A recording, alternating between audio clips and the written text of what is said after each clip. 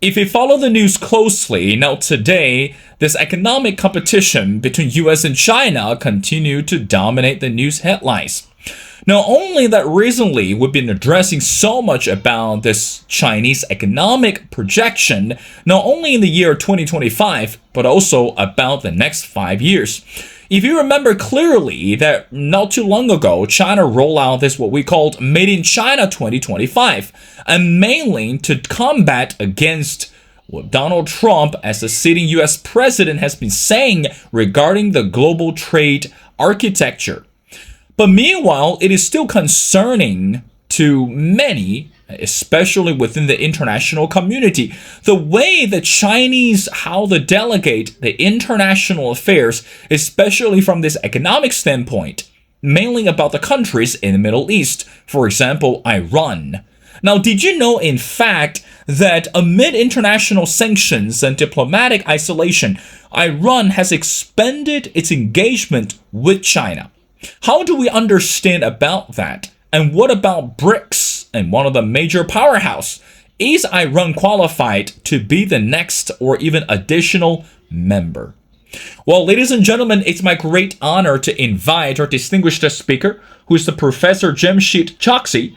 Professor Choksy is a distinguished professor of Iranian and Central Eurasian Studies in Hamilton Lugar School of Global and International Studies, and he is the director of Eurasian and Uralic National Resources Center at Indiana University. Well, Professor Choksy, and welcome back to The Missing Piece. Thank you for having me, Bill. Well, Professor Choksy, again, as the whole world just watched this amazing, or should we call the mesmerizing military parade happen in China, not only that this time the Chinese government invited numerous international diplomats or international guests, but among all of them, surely the nation of Iran topped the agenda. Now, as I mentioned in the intro, amid the international sanctions and diplomatic isolation, Iran has expanded its engagement with China, and also China recently emerged as a critical economic partner for Iran, receiving up to 90% of Iranian oil exports. From your perspective, how do we understand this economic relationship between China and Iran at this moment? Why is it crucial for a country of Iran to show up, even attend such important occasion? Your thoughts? I think there are two aspects to this. One is the economic into political, the other is political into military. And I think we see this best in the two events that have occurred recently in China. One is the Shanghai Cooperation Organization meeting, and the other is the celebration of the end of the Second World War. So if we start first with the economic relationship, we know that we see that Iran was present, India was present, Russia was present, and they were all present at the Shanghai Cooperation Organization meeting. And that is important for Iran because Iran, as you pointed out, is a major exporter of energy to China. India and China need energy. Iran and Russia have energy. Iran was able to export energy to India until 2019. And that is when the first Trump administration prevented it by telling India that there would be sanctions if India continued to import Iranian oil. The US, however, did not lay such conditions on the Iran-Chinese energy relationship. So Iran has continued to expand its exports of energy to China. Now, this makes Iran extremely dependent on China for essentially foreign currency. China, however, imports its energy from multiple different countries. Iran is only one. So China is less bound to Iran than Iran is bound to China in terms of economic cooperation. India has not been able to import Iranian oil. As a result, Iran's export market for energy has been further constricted. We've seen recently that the Trump administration has slapped an additional 25% tariffs on India for importing Russian oil. Russia, however, continues to export oil to China without any U.S. sanctions on China. So what I think we see here is Pezeshkian and Modi were both at the Shanghai Cooperation Organization meeting. Once the meeting was over, however, Modi went back. Pezeshkian stayed on because that's the second part of the cooperation between China and Iran, and that is this nexus of a constellation of countries, particularly Russia, China, Iran, North Korea, and if we saw the North Korean leader arrive for the military parade. And that is the political to military cooperation that is occurring between China and Iran, where once again, Iran, if you wish to, is more of the client state, than more dependent on China than the other way around, far more dependent. On the other hand, India, because there are tensions with China in the political and military domain, Modi did not stay. So I think we should sort of see it in that sense, which is why Iran was present. And I believe that those relationships, both the energy relationship and the political military relationship, will continue.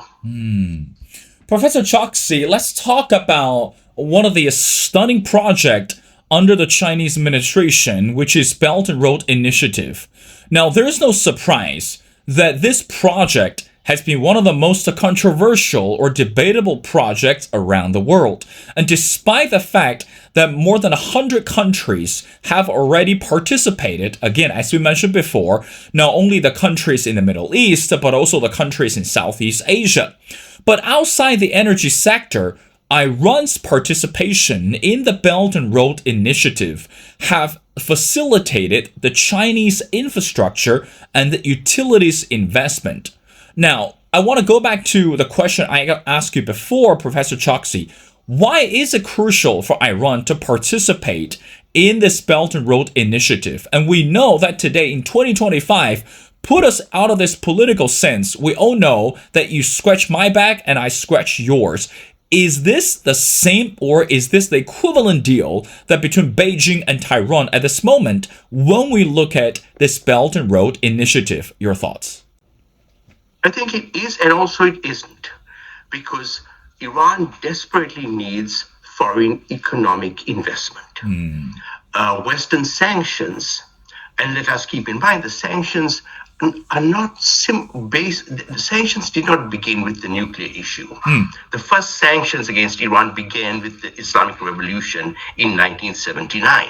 So for over 4.5 decades, we have seen Iran struggle economically to be able to bring in foreign investment. And there are very few countries that have the capability of making that sort of foreign investment. The United States is one, China is another, Russia is a third. Russia has been far too involved in its own concerns, economic problems, foreign interventions, etc., to be able to participate in that economic sphere as actively as the United States and China has been. With the US, however, having economic sanctions on Iran, and those sanctions extending to US allies and US partners, Iran has few possibilities. So Belt Road is very much welcomed by the Iranian government. And so we have seen the presence of Chinese investment in many parts of Iran. But let us keep something else in mind, that Belt Road is a very long-term project. So it is not like we are seeing, shall we say, entire cities being constructed, etc. It's the investments in Iran have been substantial, but in a sense not that impactful. What remains to be seen is whether those investments continue and whether they begin to actually change the industrial landscape of Iran. That has not happened as yet. Iran still struggles economically. In fact, one can argue it is struggling more and more with each passing year. And so I'm sure that Pezeshkian, while at the Shanghai Cooperation meeting and also thereafter, is probably attempting to have more Chinese investment beyond the military dimension, beyond the political dimension, beyond, let us say, even oil and gas, into other aspects of Iran's infrastructure to be able to essentially, even more than scratching each other's backs, I think it is an attempt by Iran for regime survival. They desperately need that economic investment. Dr. Professor Choksy, I want to ask the question is, I mean, you and I, we had numerous discussions regarding China's interest, or should we say, stronger desire in expanding the markets. And again, it's not just about the commodities or the merchants that produced domestically, but also more about putting the presence or simply showing up across the spectrum. Now, when it comes to Iran, again, Professor Choksy, why is it important for Iran to continue to grow closer, particularly not only from this economic level, but also from this diplomatic push towards Beijing or towards China? Let's be honest, among all the diplomats that show up at the parade or at numerous occasions, America is watching closely, and we do have some really hardcore, what we call foreign policy hawks, continue to criticize China about Russia, about the attitude towards Iran, or etc. But despite all this, Iran continued to grow or reach out this olive branch, but in a diplomatic way. How should we understand this diplomatic mutual benefits between Beijing and Tehran at this moment? And also, why is it crucial for Iran continue to branch out in addition to the economic interest, even though, again, China has made it clear that might not be China's interest to interfere with Iran's domestic affairs? Your thoughts? Okay, wonderful. So let us keep in mind that this is not an equal diplomatic relationship. Iran needs China's support on the world stage to counterbalance the United States, Britain, and France, particularly at the UN Security Council. It also needs China's support on international organizations. We've talked about the Shanghai Cooperation Organization, but if we talk about BRICS and many others, it is Iran that needs China because Iran is very largely isolated. Yes, most recently it has been, as an article I wrote a couple of years ago in Foreign Affairs mentioned, Iran has been breaking out of the diplomatic isolation box. However, that is far from complete. And as we have seen recently, the Europeans have reintroduced snapback sanctions on Iran for its non-cooperation or limited cooperation with the International Atomic Energy Agency. So in all those spheres, Iran needs China's support, and which is why we see the president of Iran present in Beijing to honor China. Professor Choksy, I have two more questions before letting you go. Let's talk about another economic factor between Iran and China, which is called the International North-South Transport Corridor. I mean, you know, we had discussion before. However, at this time, we're still looking at this global trade system. There is no surprise that sitting US President Donald Trump have been actively changing this economic games from the left to the right. Again, starting from the campaign season by claiming to make America rich again or make America great again. But right now, people are still very concerned about the reaction from China, especially look at Chinese interest in the Middle East. And also we're looking at this numerous transport corridor. Now, Professor Choksy, I want to ask you that this trade relationship through the Strait of Hormuz, why is it still crucial, especially as the president of Iran visited China lately? And how do you think that this relationship can be strengthened despite Donald Trump's trade policy or tariff war or sanctions, and putting everything together? Is it going to interfere the expansion or even simply the presence of the Strait of Hormuz? Your thoughts?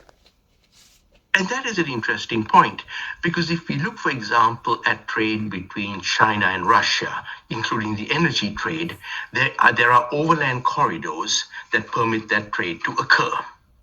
That is far more difficult for economic connections between China and Iran, and that has historically been true, which is why we've had not just the overland Silk Roads, but the maritime Silk Roads, because the overland Silk Roads are often have to pass between different territories with different competing factions. So right now, to come from Iran to China overland is problematic. Or you have the Central Asian republics, or you have Afghanistan, you have the Wakhan corridor, you have Pakistan, a lot of possible disruptions to that trade. The maritime routes are easier to control on the open seas. And that's why we've seen that most of particularly when it comes to energy shipments, it is very difficult to do overland in tankers, in overland bowsers. It is far easier to do it via maritime tankers. The problem is that geography places a narrow little gap of water, the Strait of Hormuz, right there in that corridor for Iran's oil to be able to pass out. That is less problematic for countries like the Emirates and Saudi Arabia that have begun to build pipelines across the Arabian Peninsula to Oman, to the Arabian Sea. But for Iran, ultimately, there is that limitation. And so the energy comes through there. Now, let us keep one thing in mind. Whatever Donald Trump has said or has not said, he has never threatened to close the Strait of Hormuz. The only country that on a regular basis threatens the world's economy, claiming that it will close the Strait of Hormuz, is Iran. And so I'm sure that whenever that occurs, Beijing reaches out to Tehran and tells Tehran to cut out the nonsense. Because it will affect Beijing, it will also affect every other country. So the Strait of Hormuz is an economic reality. It is not something we're going to be able to overcome anytime soon. Now, if the regime in Iran were to normalize onto the global stage, it could work with the countries of the Arabian Peninsula to ship oil to the Arabian Sea. It could work to its cooperation with Pakistan. We have seen the ports that are developing on the northern side of the Persian Gulf. And China is involved in those developments to try to bypass the Strait of Hormuz. But those are also long-term solutions. They're not immediately active. They're only partially active right now. So right now, the geography of the global trade network is very dependent on stability in the Persian Gulf. And I think one should see the U.S. presence there not as an attempt to disrupt that, but in a sense to keep that going, not particularly because the United States cares for Iran, but because the United States has allies in Saudi Arabia and the Emirates, and those countries also export oil through the Straits of Hormuz, and also there's a lot of other food, electronics, etc., that flow back and forth.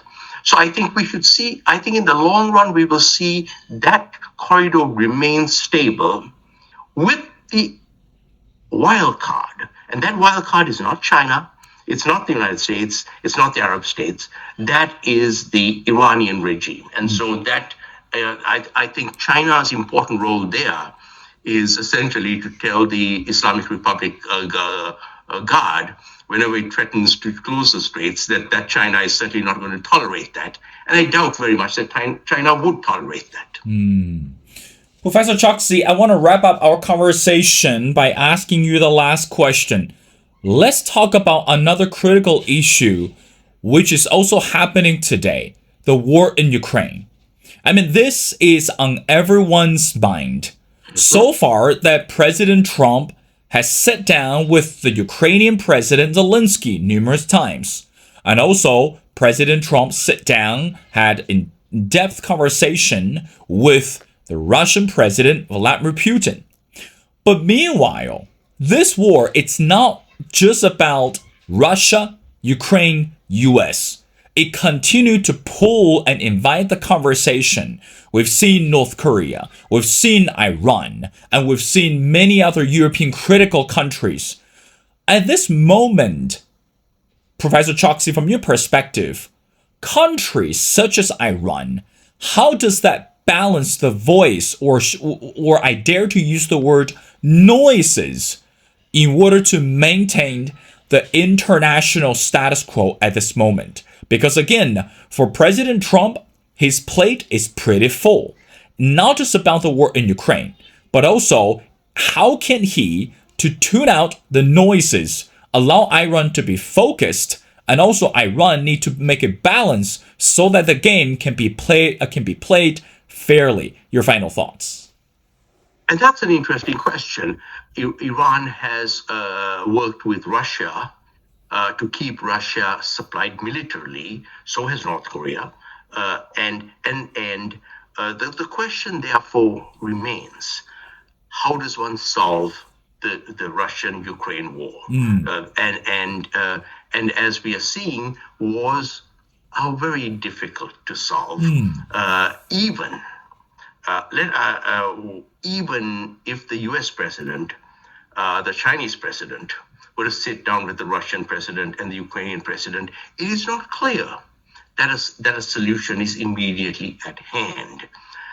And so, yes, that is a danger point. I think at this moment in time, that may be more of a danger point than let us say, the Iran-Israel confrontation or the Israel-Palestinian confrontation, because the Ukraine-Russian crisis, as you pointed out, has shown this ability to suck in multiple countries. China is involved. The United States is involved. North Korea is involved. The Europeans are involved. And we're not ultimately seeing an end in sight. So I am unable to see a clear crystal ball on that matter. Clearly, some solution has to be found because there's let us keep in mind that also spills over through the Black Sea into yet another important trade route, which is the Bosphorus and passing through Istanbul. So just like the Straits of Hormuz, we now have a conflict on the northern side of the Black Sea that can have, shall we say, global ramifications. And I would end by saying that this is an opportunity beyond all tensions for the presidents of China and Russia, perhaps to try to work together. Together with the United States president and the president of Ukraine, to try to find a solution that the Russians and the Ukrainians can live with. And maybe that can also help bring Iran in from the cold. Now, we don't know what will happen to the war, but again, surely the presence of Iran and China are equally critical as we continue to monitor this global trade and also this global political architecture. It's important to bear in mind that there's no free lunch. Again, the game has not been changed by the principle is I scratch yours and you scratch mine. But again, ladies and gentlemen, it's such an honor to speak to Professor Jamsheed Choksy. Professor Choksy is a distinguished professor of Iranian and Central Eurasian Studies in the Hamilton Lugar School of Global and International Studies. And I strongly encourage everyone go online to connect with Professor Choksy. Well, again, Professor, thank you so much for your time. It's been a pleasure. We'd love to have you back on the show as we continue to follow and monitor the global affairs. So thank you so much. Thank you so much.